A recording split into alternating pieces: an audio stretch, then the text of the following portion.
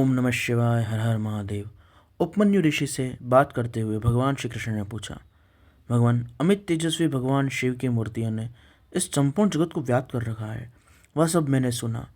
अब मुझे यह जानने की इच्छा है कि परमेश्वरी शिवा और परमेश्वर शिव का क्या यथार्थ स्वरूप है। उन्होंने स्त्री और पुरुष रूप होकर किस प्रकार जगत को व्याप्त कर रखा है। उपमन्यु ने कहा, हे देवकी नंदन भगवान श्री कृष्ण, मैं शिवा और शिव के श्री संपन्न ऐश्वर्य का और यथार्थ रूप का वर्णन करता हूँ। ये संक्षेप से ही संभव हो पाएगा। विस्तार पूर्वक इसका वर्णन तो भगवान शिव भी नहीं कर सकते। साक्षात महादेव पार्वती शक्ति और शक्तिमान हैं।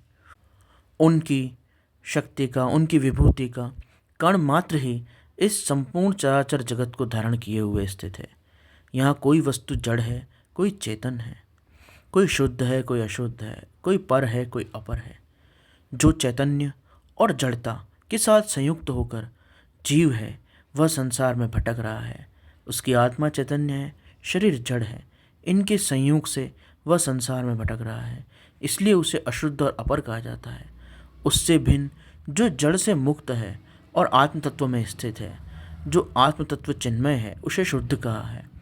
पर और अपर दोनों ही चित्स्वरूप ही हैं।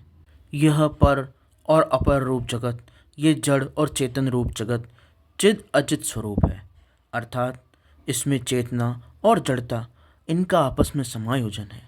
इन पर स्वभावतः शिव और शिवा का ही स्वामित्व है। शिवा और शिव के ही वश में यह विश्व है। विश्व के वश में वह शिव और शिवा नहीं है। यह जगत शिव और शिवा के शासन में है, इसलिए वे इसके ईश्वर अथवा विश्वेश्वर कहे जाते हैं। जैसे शिव हैं वैसे ही देवी शिवा हैं, जैसी देवी शिवा हैं वैसे ही भगवान शिव हैं। जिस प्रकार चंद्रमा और उसकी चांदनी में अंतर नहीं, सूर्य और उसके प्रकाश में अंतर नहीं, वैसे ही शिव और शिवा में कोई अंतर नहीं है।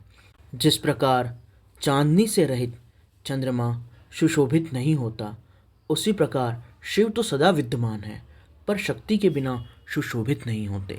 जैसे सूर्यदेव कभी रोशनी के बिना, प्रभा के बिना नहीं रहते, और प्रभा भी सूर्यदेव के बिना नहीं होती, अर्थात सूर्य के आश्रय से ही उसका प्रकाश है, चंद्रमा के आश्रय से ही उसकी शीतलता है। ये एक साथ ही रहते हैं। जैसे जल में तरलता उससे अलग नहीं, वायु में स्पंदन उससे अलग नहीं, उसी प्रकार शिव से शिवा अलग नहीं। इन्हें निरंतर एक साथ ही समझना चाहिए। न तो शिव के बिना शक्ति है और न शक्ति के बिना शिव है।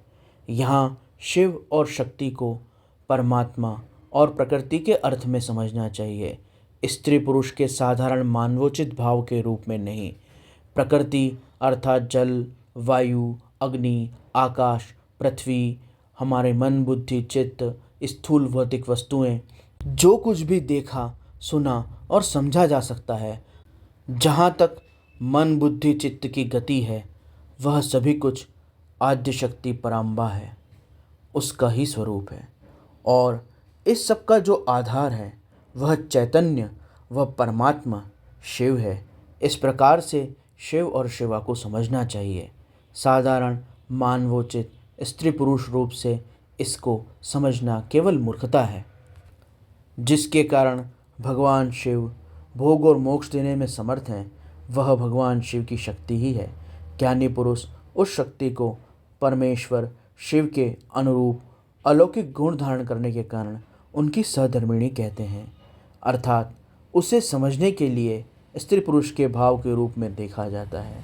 वह चिन्मय शक्ति है, वह कुंडलिनी है, वह योगी की, ध्यानी की, साधक की आत्मा है, जिसे पराशक्ति कहा जाता है।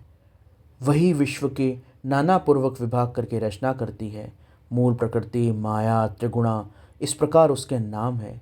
यह शक्ति रूपिणी शिवा जगत को विस्तार करती है और व्यवहार भेद से इसके अनंत अनंत कोटि सहस्त्र रूप और बहुसंख्यक भेद हो जाते हैं, परंतु शक्ति के ये असंख्य विभिन्न रूप भगवान भोलेनाथ महादेव की कृपा से ही हैं, उन्हीं के आधार से ही हैं। उस चैतन्य परमात्मा के अधिष्ठान से ही प्रकृति में अर्थात शक्ति में ये संपूर्ण क्रियाएं हो रही हैं।